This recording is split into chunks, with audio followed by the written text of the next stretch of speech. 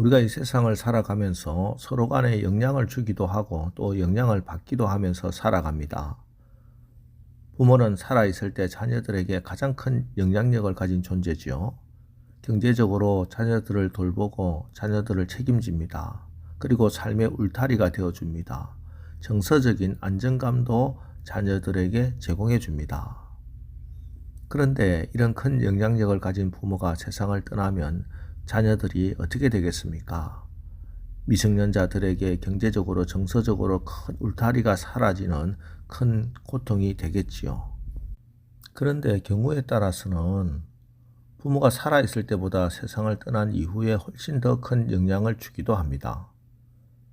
평소에 부모님께서 하셨던 말씀, 행동이 그분이 세상을 떠난 후에 자녀들에게 더 큰 울림과 감동이 되기도 합니다. 아, 부모님이 살아 생전에 이렇게 말씀하셨지, 이렇게 행동하셨지. 내가 지금 철없이 이렇게 살 때가 아니구나. 부모님의 말씀이 시마다 때마다 마음속에 기억나고 생각납니다.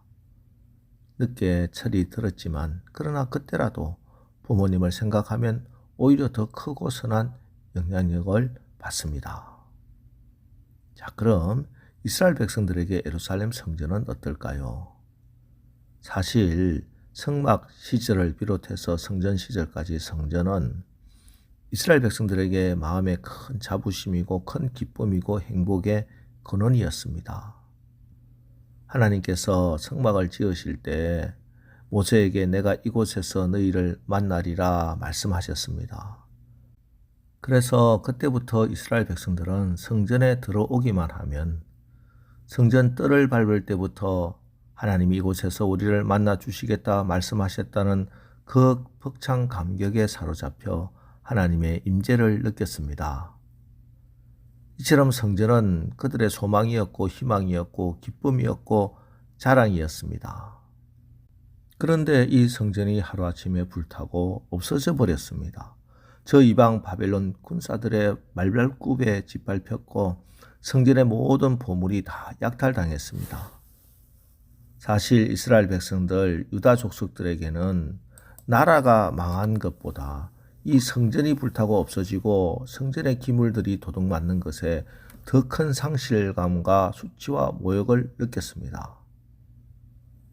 1년에 한 번 대제사장만 들어갈 수 있었던 지성소에 저 악하고 악한 바벨론의 군사들이 군합발로 들어갔고 성전의 온갖 보물을 다 가지고 와도 하나님은 가만히 계셨습니다.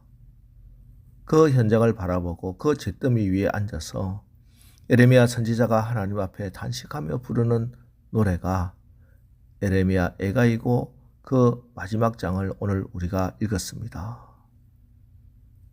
그러나 1장에서 말씀드렸다시피 에레미야는 나라가 망했다고 마냥 슬퍼하고 실컷 울어보려고 이 노래 지은 것이 아닙니다. 그는 곡이나 하는 단순한 소리꾼이 아니었습니다. 그는 하나님의 말씀을 전하는 예언자였습니다. 에레미야가 이 액화를 지은 것은 예루살렘이 왜 멸망했는가, 왜 예루살렘 성전이 군합발에 짓밟혀야 했는가, 그 멸망의 의미는 무엇인가를 분명히 되새겨 보기 위해서입니다. 그리고 울면서 기도하고 찬송하면서 지금 성전이 사라진 지금 하나님은 도대체 어디 계시는가를 묻고 깨닫습니다. 19절 여호와여 주는 영원히 계시오며 주의 보좌는 대대 이르나이다. 아니 성전이 사라졌는데 주의 보좌가 대대 이른다고 고백합니다. 그들은 지금까지 이집트의 수많은 우상을 숭배했고 두루와 시돈 사람들이 섬겼던 바알과 아세라를 섬겼습니다. 암몬 사람들의 밀곰을 섬겼습니다. 수많은 우상을 섬겼습니다. 하나님께서는 그것 때문에 고통스러워하셨고 그들의 우상 숭배를 가만히 두지 않겠다고 말씀하셨습니다. 그런데 어찌 보면 그 우상 중에 가장 큰 우상은 성전이었습니다. 그들의 삶은 하나님의 말씀과 전혀 관계없이 살면서 성전에 오기만 하면 성전 뜰만 밟으면서 하나님이 자기들 지키시고 보호하시고 복주시겠지. 그들은 성전을 그들의 우상으로 삼았던 것입니다.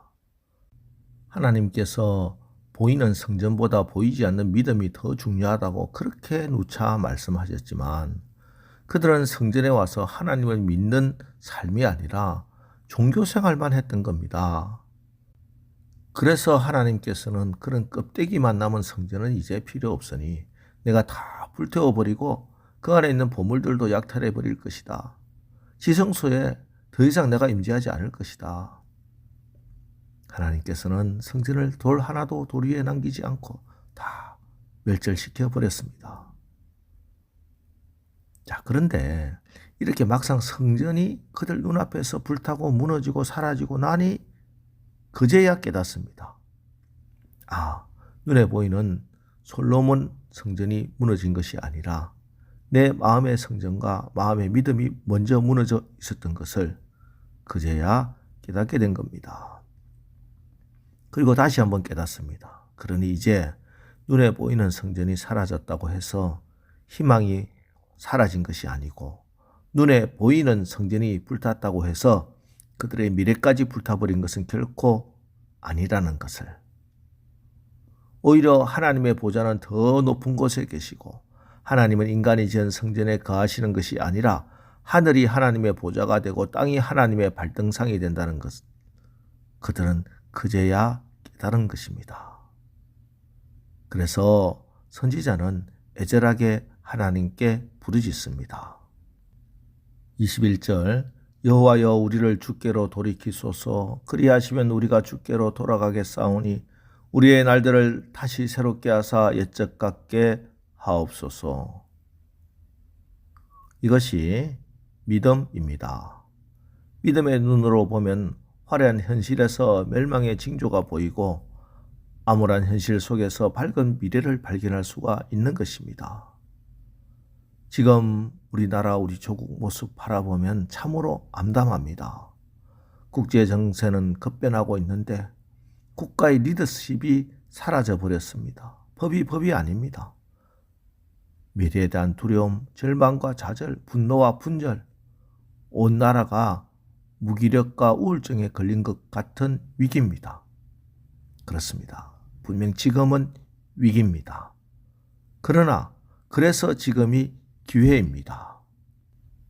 믿음의 눈으로 보면 지금이 성령께서 역사하실 때입니다. 우리가 회개하고 우리가 하나님께로 돌이키고 우리가 하나님께로 돌아가면 됩니다. 그렇습니다. 지금 암흑과 같은 이 시대 가장 절실히 요구되는 부흥은 진실한 회개입니다. 여러분, 정치를 잘못해서 나라가 망하는 것이 아닙니다. 경제가 어렵다고 민족이 망하지는 않습니다. 문제는 나라를 위해 기도하는 사람이 없으면 그날이 바로 이 나라 이 민족이 망하는 날입니다. 지금 내가 분노하고 손가락질하고 비난하는 이 모든 일이 바로 나로부터 시작되었고 내가 바로 죄인이라는 심각성을 가지고 나부터 하나님께 나가 회개하며 기도해야 하겠습니다. 항상 그랬습니다. 아픔을 영광으로 바꾸는 힘이 회개의 눈물에 있었습니다. 기도의 눈물로 상처난 이 백성의 가슴을 치료하고 회개의 눈물로 이 나라의 죄와 허물을 씻어내는 것입니다. 이것이 하나님의 뜻입니다. 이것이 하나님의 계획입니다. 우리가 하나님께로 돌아오기만 하면 하나님은 이 위기를 기회로 역전시키시는 분임을 믿고 우리가 진정 회개하면서 하나님께로 돌아가는 것입니다. 오늘 새벽 우리 각자가 이 시대 에레미야가 되어서 여호와여 우리를 주께로 돌이키소서. 그리하시면 우리가 주께로 돌아가겠사오니 우리의 날들을 다시 새롭게 하사 옛적 같게 하옵소서. 간절히 기도하시고 또 하나님의 긍휼하신 응답을 받으시기를 주님의 이름으로 축원합니다. 기도하겠습니다. 하나님, 눈앞에 늘 성전이 떡 버티고 있고 맘만 먹으면 언제나 가서 제사 드리고 예배 드릴 수 있을 때는 몰랐습니다. 그들의 마음의 성전이 무너져 있었던 것을. 그러나 이제 눈에 보이는 성전이 무너지자 그들의 마음이 성전이 무너져 있음을 깨닫고 그때라도 다시 하나님께로 돌아가면 회복해 하심을 노래하는 선지자의 노래를, 이끌는 탄식의 기도를 우리가 읽고 에레미야 애가의 말씀을 마칩니다. 지금 국가의 근본부터 흔들리고 도저히 해결의 기미가 보이지 않는 현실 앞에서 다시 한번 나부터 회개하고 주께로 돌아가겠사오니 우리의 날들을 다시 새롭게 하사 옛적 같게 하옵소서. 이제부터 치유와 회복과 부흥의 바람이, 부흥의 불길이 온 나라를 다 덮게 하옵소서. 예수님의 이름으로 기도합니다. 아멘. 자, 이제 오늘 말씀을 붙들고 주여 우리를 주께로 돌이키소서. 그리하시면 우리가 주께로 돌아가겠사오니 우리의 날들을 다시 새롭게 하사 옛적 같게 하옵소서. 우리 합심해서 기도하고 나가겠습니다. 우리 기도하겠습니다.